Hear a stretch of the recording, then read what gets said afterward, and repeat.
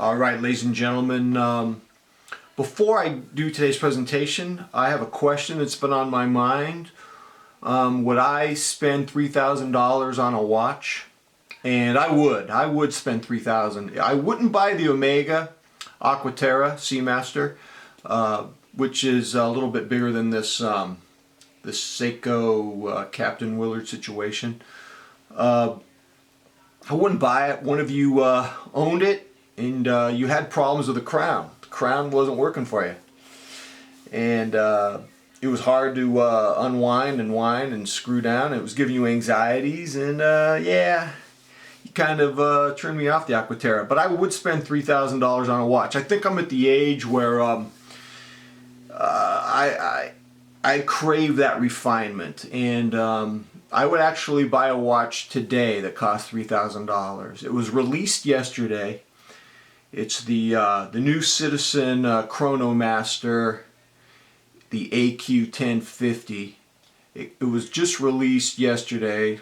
The only place I think I've seen it is Sakura Watches, and I won't buy it because it's 39 millimeters. I need 42, maybe 41, but 39.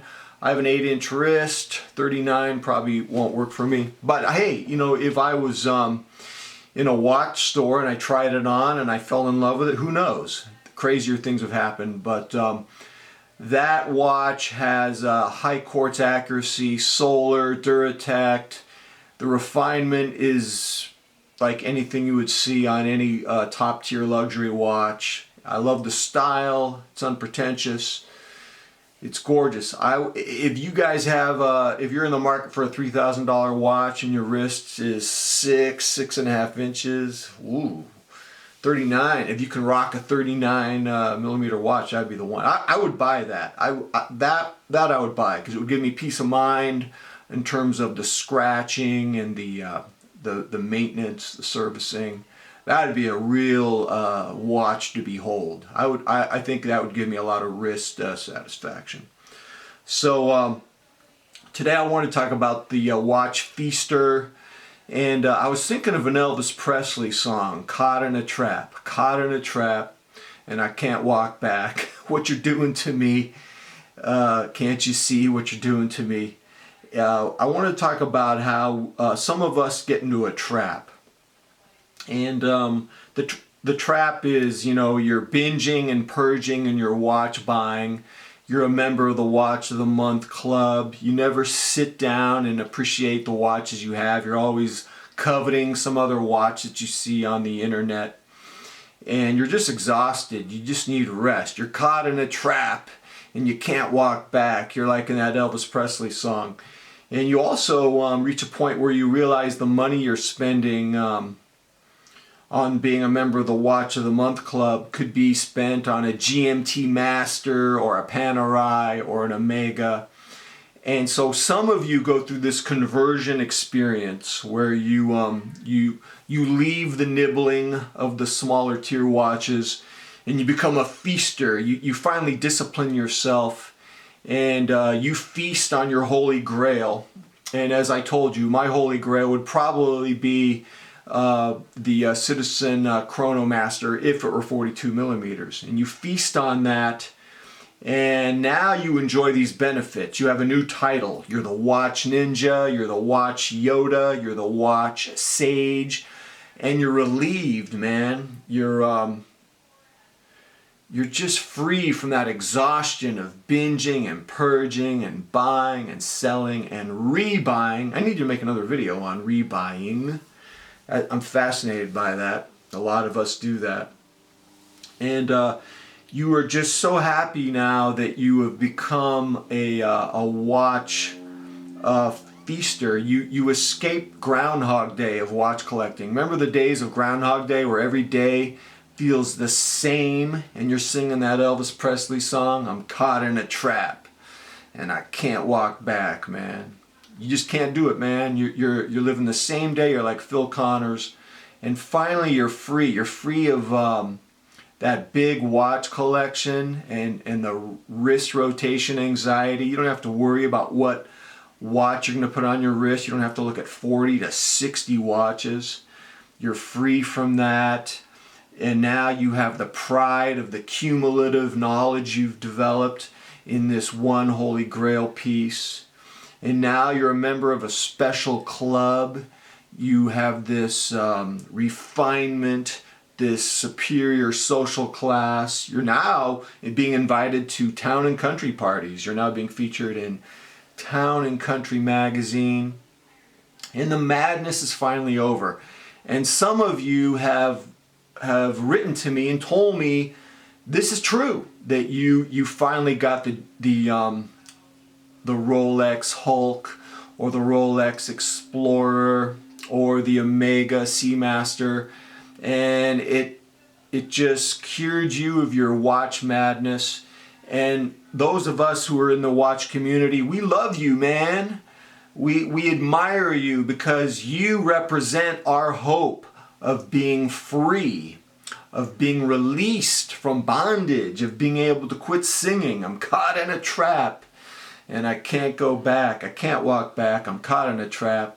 You represent freedom for us. And that's a very lovely narrative of the watch feaster. But I can't lie to you guys. I have to be real. I have to be honest. That narrative is oversimplistic. There's a dark side. There's a complexity to the narrative. Some of you have written to me and said you went into the conversion experience of being a watch nibbler to a watch feaster. You consolidated. You got rid of your mid-tier watches and you got a high-tier watch. And here's what you told me. You said, hey, this new watch, this new Holy Grail ended up being a scratch magnet, and I was afraid to wear it, and it just became a box queen. It was just sitting in my box. Some of you have told me, yeah, I got this expensive watch and it doesn't even keep time. And I had to take it back to the jeweler several times and it cost me $2,000 and it's still not working. It's a nightmare. I'm in a rabbit hole. This thing's like a Lamborghini, man. What's going on? So there's that problem. And then some of you said, my Holy Grail piece looked really lonely in the box, man. It needed company. And you started surrounding it with mid-tier watches, and you started getting what we could call watch creep. The collection started growing and growing. And check this out, man. Your whole purpose of getting that Holy Grail was to slim down your collection. A year later, your collection not only is what it was before you got the Grail, it's exceeded the size of it. It's unbelievable. You are now both a watch feaster with your Holy Grail and you're a watch nibbler with all your mid-tier. You're both. And now we have to stop. Now we have to stop. This gets to the crux of the problem. You're not a watch feaster or a watch nibbler. That is a false binary. You're both. You're both a nibbler and a feaster. The word for that is you're the watch monster. You're the Augustus Gloop of watches. Augustus Gloop was in Willy Wonka's chocolate factory, man. And he was both a nibbler and a feaster in that factory. You could see him nibbling on the chocolate grass, nibbling on the chocolate flower petals. Nibble, nibble, nibble, Augustus Gloop. But he also liked to feast. That ravenous glutton jumped into the chocolate river and was just gulping chocolate. He got sucked into the irrigation system. He was trapped in a chocolate pipe. He was in a pipe and they had to spit him out in the chocolate fudge waiting room.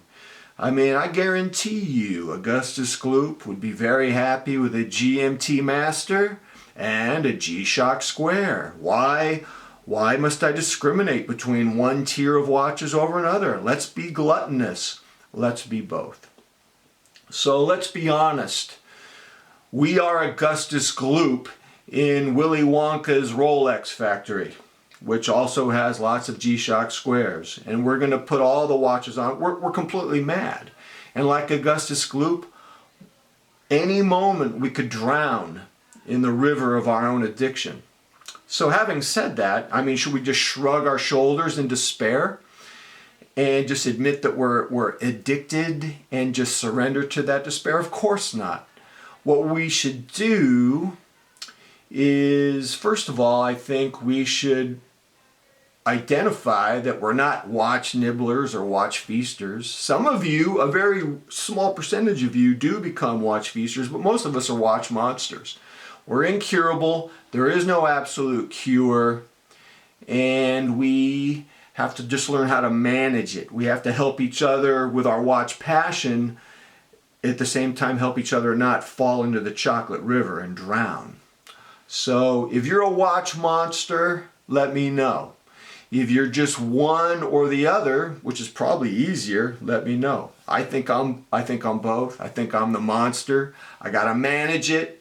If you're working on managing it, tell me how you do it. Let me know. Until next time, ladies and gentlemen, I'm out.